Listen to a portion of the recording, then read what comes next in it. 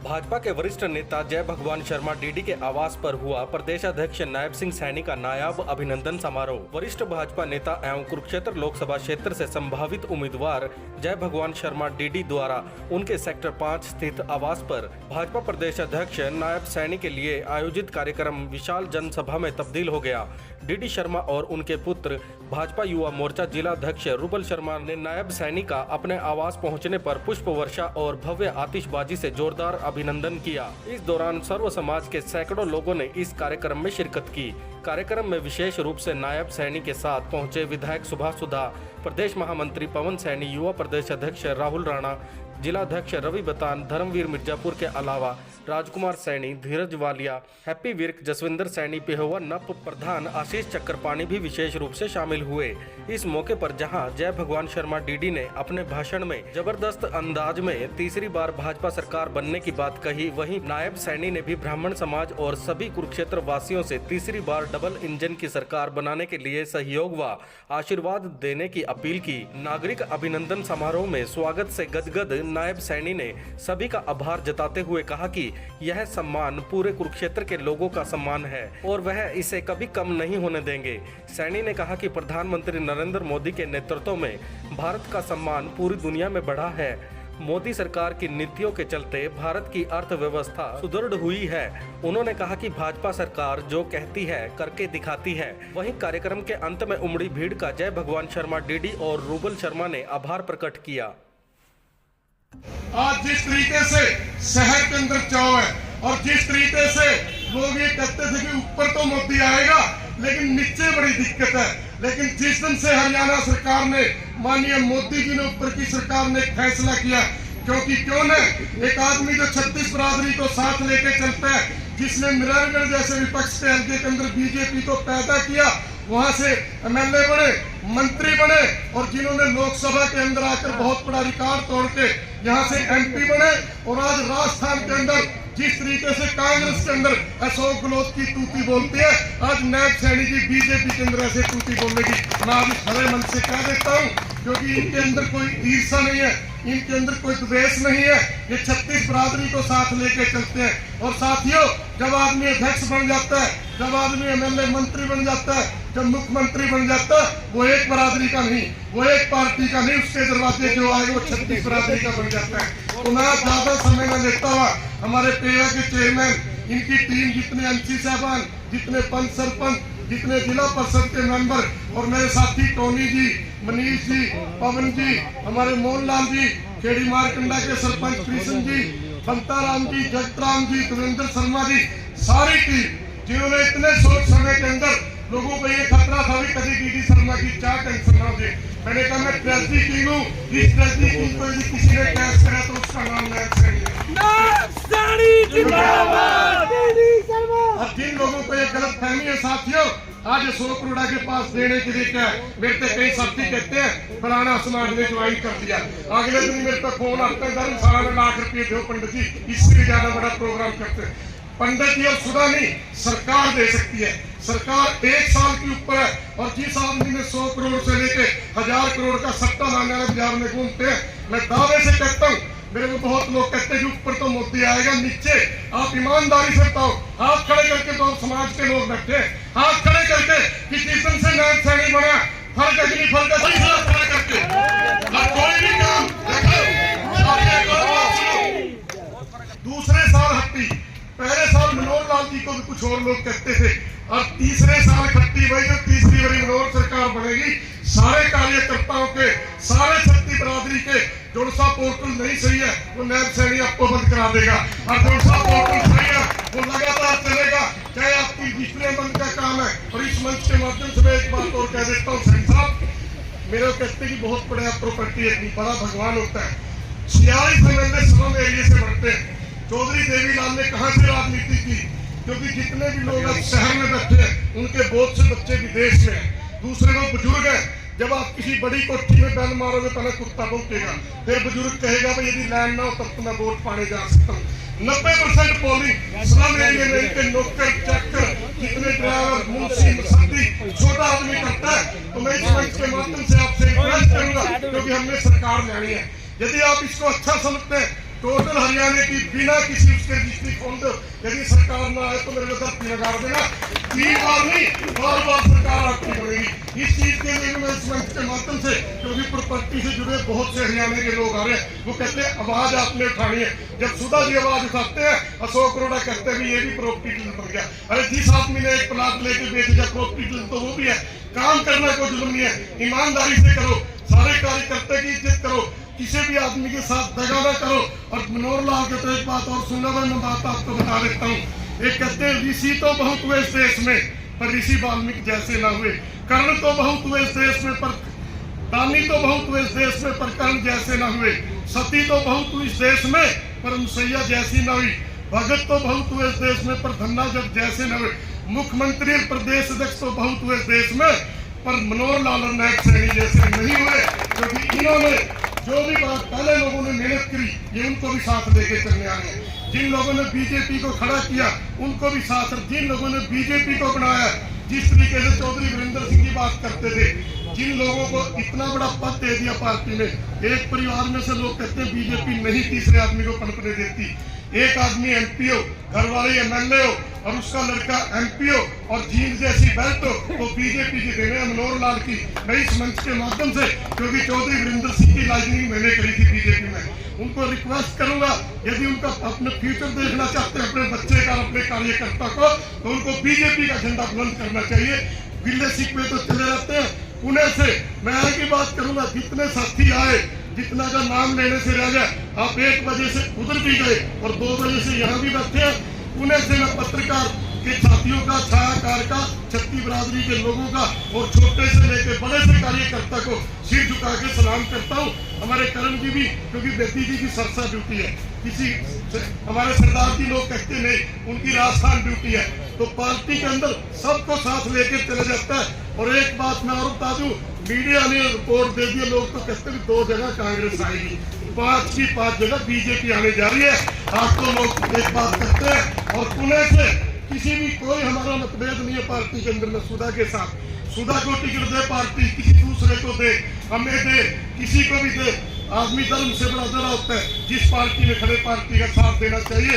और जिनको गलत फहमी है, जितना विकास बीजेपी के राज में इस 10 साल के अंदर, मैंने 36 पार्टियों में काम करके देख लिया, 4 सीएमओ के, लेकिन ऐसा सीएम उन्होंने ना हल्का देखा, ना कोई एरिया देखा, 36 बरादरी का काम किया और सारे हल्के का किया। क्योंकि वो जन संवाद के माध्यम से वो कालका में भी वही ग्रांट देते हैं और वो करनाल में भी वही देते हैं। लेकिन जितने मुख्यमंत्री पहले थे, कहते हैं उपदा के साथ चले गया जाट। तो अरे मैंने एक बात बताओ, केडीबी की ग्रांट कोई आदमी भी बाहर नहीं दे सकता। मैं जिला प्रधान था देखी, उस टाइम का रिकॉर्ड, वो भी रोहतक ला दी उसने। लेकिन आप एक चीज सोचो, जिस आदमी ने आज उत्तरी हरियाणा का डंका बजता है, कब सोचा हालातों में फेरे देगी। यही का सीएम, यही का प्रदेश अध्यक्ष, यही का युवा अध्यक्ष और 36 बरादरी को साथ लेके चलता हूँ। इस उत्तरी हरियाणा के अंदर 27 की 27 सीट पे डंका बचा दो, कोई गिल्ला शिकवाओ, किसी का कोई काम ना हो। अब नायब सैनी के दरवाजे, सुधा जी के दरवाजे, पवन सैनी, बहन कलासो सैनी, ये इतनी बड़ी टीम बैठी है। हर काम इस साल के अंदर आपके हो गए। पुणे से कोई ऐसा शब्द निकल गया हो किसी जाति के खिलाफ, किसी नेता के खिलाफ, किसी पार्टी के खिलाफ, उसके लिए क्षमा याचना करता हूँ और परम पिता परमात्मा से विनती करता हूँ कि आपके परिवार में, आपके रिश्तेदार में, आपकी दुकानदारी में, आपके खेत खलिहान में, आपके पशुधन और दूसरे काम में परम पिता परमात्मा खुशियां लाए और हम जैसे छोटे से आदमियों को आप लोगों की पार्टी की सेवा करने का मौका दे। आप लोगों का बहुत बहुत धन्यवाद। भारत माता की।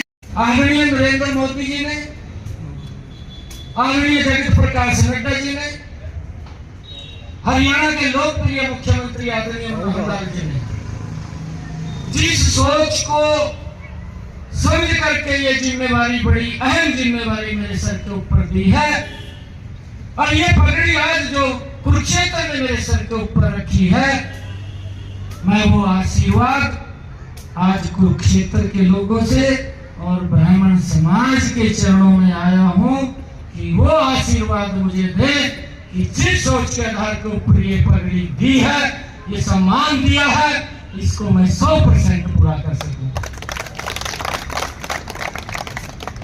आप लोगों के ऊपर गर्व है, आपके कंधों के ऊपर ये वायलेंट पार्टी ने दिया है, ये कुरुक्षेत्र के लोगों के कंधों के ऊपर दिया है। और वो ताकत आपके आशीर्वाद के अंदर मुझ में आए कि मैं पूरे हरियाणा प्रदेश में उसको बखूबी निभा सकूं। मैं देख रहा हूं आज ये 10वां जिला है। मैं अपने घर में यहाँ पर आया हूँ, परिवार में आया हूँ। मैं हरियाणा के अलग अलग जिलों के अंदर गया हूँ। मैं लोगों के चेहरों को पढ़ रहा हूँ, मैं देख रहा हूँ।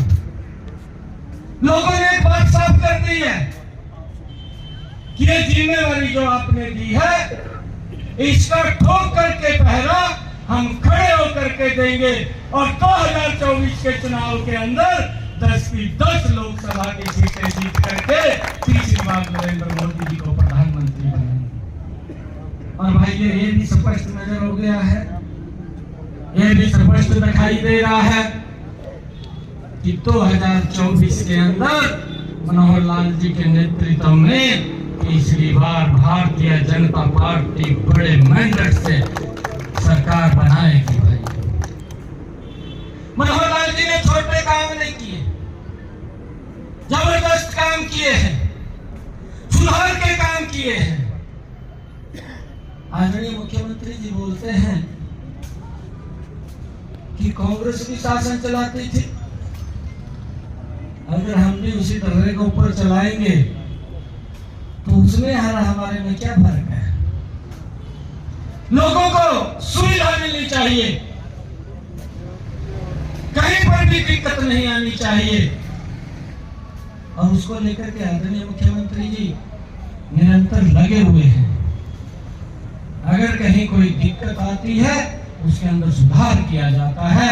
आदरणीय मुख्यमंत्री जी इसको लेकर के बड़ी संजीदगी से काम कर रहे हैं, किसी व्यक्ति को परेशानी ना हो। अभी डीडी साहब जी ने भी बोला है, मैंने तो अपनी आंखों से देखा है, किसी के प्लाट के ऊपर कब्जा हो जाता था, व्यक्ति घूमता रहता था, कोई शिकायत नहीं सुनता था।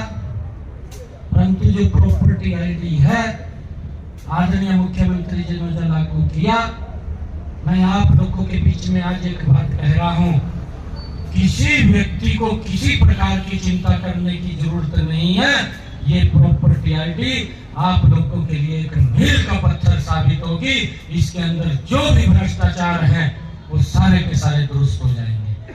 कहीं पर भी आपको खड़ा नहीं करना पड़ेगा, कहीं लाइन में नहीं लगना पड़ेगा। मुझे विश्वास है आदरणीय मुख्यमंत्री जी को बहुत नजदीक से मैंने उनके साथ काम किया है, मैं जानता हूं।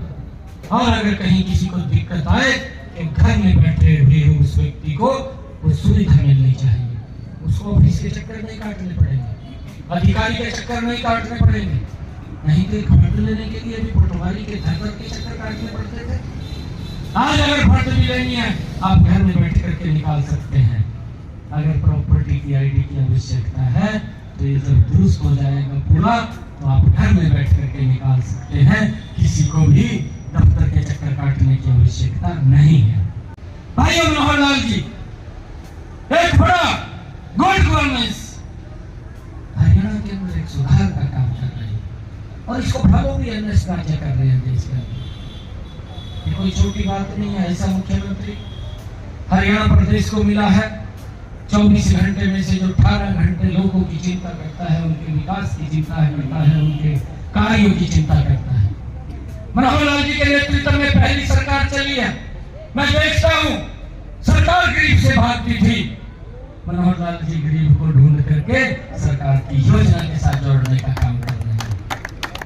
आज तो मैं आप सबके चरणों में, क्योंकि ब्राह्मण समाज बैठा है, ब्राह्मण समाज ने मेरा रास्ते में भी स्वागत किया है, जो रोड धर्मशाला में मेन प्रोग्राम था उसमें भी स्वागत किया है। आप सबका मैं शीश झुका करके आपको प्रणाम करता हूँ, जैसे धन्यवाद करता हूँ।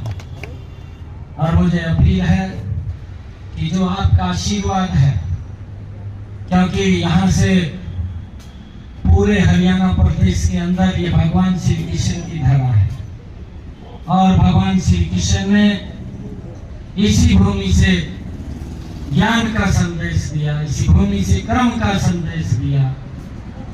ये 400 हार्स पावर का पावर हाउस आपके पास है। मेरा निवेदन है कि इसको पूरे हरियाणा प्रदेश में आप फैला दें। आने वाले समय के अंदर ये डबल इंजन की सरकार हरियाणा के अंदर बने, नरेंद्र मोदी और मनोहर लाल जी के नेतृत्व के अंदर बने। जिस प्रकार से देश और प्रदेश एक विकास की नई दिशा देने का काम किया, देश की समस्याओं का समाधान किया और देश को विकास का एक नया आयाम दिया। दुनिया के अंदर भाइयों भारत का नाम विश्व के अंदर ऊंचा करने का काम किया नरेंद्र मोदी है। भाइयों, हम देखते थे 2014 से पहले देश में क्या स्थिति थी। आज बड़े फख्र के साथ, गर्व के साथ कह सकता हूं कि दुनिया में आर्थिक रूप से 5वें स्थान के ऊपर आज भारत है 9 वर्षों के अंदर। नरेंद्र मोदी जी बोलते हैं जब 2029 के चुनाव के अंदर जाऊंगा, भारत को तीसरी दुनिया की आर्थिक इकोनॉमी के रूप में खड़ा कर दूंगा। भाइयों, ये कोई विजन अगर किसी के पास है, ये कोई नीति अगर किसी के पास है, ये नरेंद्र मोदी और मनोहर लाल जी के पास है। भाइयों, ऐसे लोगों को मजबूत करिए, ऐसे लोगों को भाइयों देश की जो बागडोर है वो मजबूती से उसको रखें। उसके लिए भाइयों हम आगे निकल करके आए। आज मेरा सौभाग्य है कि मैं कुरुक्षेत्र के लोगों से आज आशीर्वाद लेने के लिए आप लोगों के बीच में आया हूँ। आज सड़क के ऊपर था, मेरी माताएं आशीर्वाद देने के लिए आई, हमारे सीनियर सिटीजन आशीर्वाद देने के लिए आए, हमारे युवा साथी अपने बच्चे को, अपने बेटे को आशीर्वाद देने के लिए आए, हमारे एडवोकेट्स अपने भाई को आशीर्वाद देने के लिए आए, हमारे बेटियां उन्होंने मुझे आशीर्वाद दिया, हमारे बच्चों ने आशीर्वाद दिया और समाज की 36 बिरादरी ने आज मुझे अपना आशीर्वाद और प्यार दिया। मैं आप सबके चरणों में प्रणाम करता हूँ, आप सबका दिल से धन्यवाद करता हूँ। ऐसी ताकत आज आपके आशीर्वाद से मिले कि मैं पूरे हरियाणा प्रदेश के अंदर 2024 में ये डबल इंजन का ये सरकार को बना सकूं। ये आशीर्वाद आपके चरणों में लेने के लिए आया। आप सबका बहुत बहुत धन्यवाद। इन शब्दों के साथ जय हिंद, जय भारत, जय भारत।